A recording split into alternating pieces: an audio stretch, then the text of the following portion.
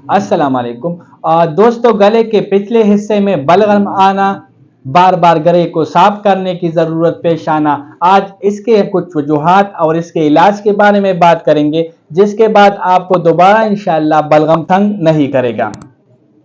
दोस्तों, जब आप एंटीबायोटिक यूज़ करते हैं वायरल इन्फेक्शन के लिए, तो वो इन्फेक्शन ख़त्म करने के साथ साथ बहुत से साइड इफेक्ट की वजह बनती है।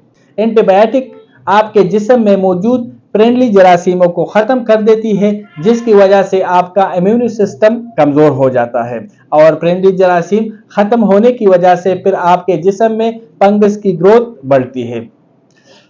ये फ्रेंडली जरासीम हमारे जिस्म में फंगस को रोकने के लिए होती है और ये फ्रेंडली जरासीम खत्म होने पर फंगस सारे जिस्म में फैल सकती है और इसके साथ ये साइनस की वजह भी बनती है।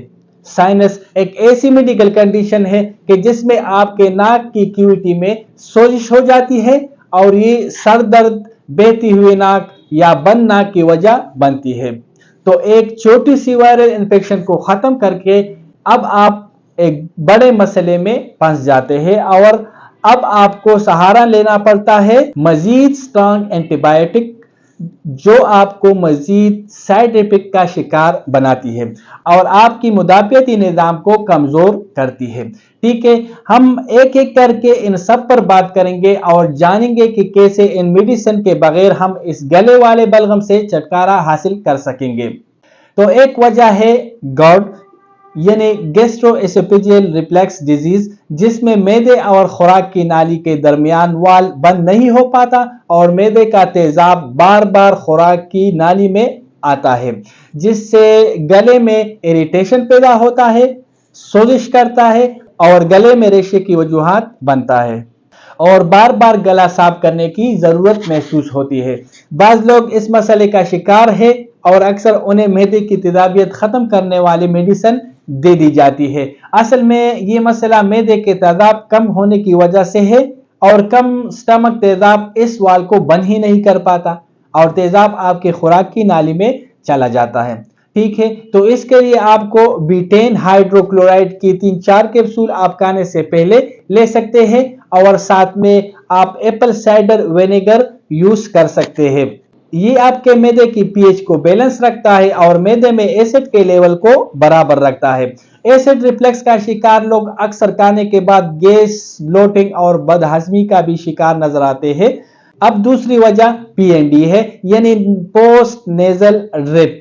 पोस्ट नेजल ड्रिप एक ऐसी मेडिकल कंडीशन है कि जिसमें आपकी नाक की कैविटी के पिछले हिस्से से गले में रेशा टपकता है और आपको खांसी पर मजबूर करता है और ये वायरल, बैक्टीरियल या फंगल इन्फेक्शन की वजह से ऐसा होता है और ये उन बायोफिल्म्स की वजह से होता है जो हमारे फ्रेंडली जरासीमों ने एंटीबायोटिक से बचने के लिए बनाए होते हैं।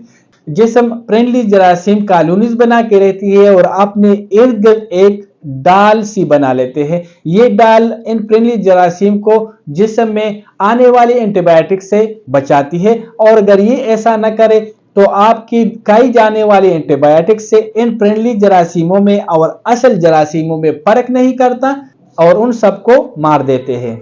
इसके अलावा तीसरी वजह दांतों की कैल्सिफिकेशन है, यानी दांतों में टाटर जमना, आर्टरीज में ब्लॉक जमा होने की वजह से भी ये हो सकता है। ठीक है, इससे अगर आप एंटीबायोटिक से ट्रीट करेंगे तो मजीद बिगड़ जाता है। हत्ता कि अगर आप पील करें तो अगर आपने एंटीबायोटिक कुछ दिन पहले या कुछ महीने पहले खाई हो तो उसके बाद ये मसला और बढ़ गया होगा। अगर आप नोट करें तो इसी तरह होगा। इसके अलावा आपके हल्क में हर वक्त रेशा टपकता रहता है, रात में आप खराटे लेते हैं, सांस नहीं ले पाते सही तरह।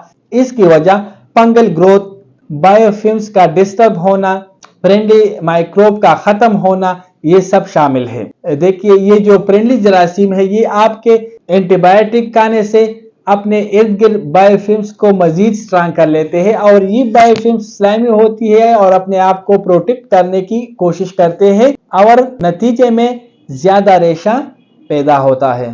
अगर आपका रेशा येलोइश है या ग्रीनिश है तो ये बैक्टीरियल इन्फेक्शन की वजह से है, और अगर वायरल इन्फेक्शन है तो इसमें रेशा साफ रंग का होता है, लेकिन ये 100% सही नहीं है, क्योंकि कभी कभी आप दोनों इन्फेक्शन का इकट्ठा भी शिकार हो सकते हैं। इसके अलावा आप नॉर्मल सलाइन या साल्ट वगैरह से आप गरारा कर सकते हैं, और इससे आप नाक भी धो सकते हैं, यानी कुली कर सकते हैं, क्योंकि साल्ट एंटीमाइक्रोबियल प्रॉपर्टीज रखता है, यानी नमक में जरासीम मारने की सलाहियत होती है।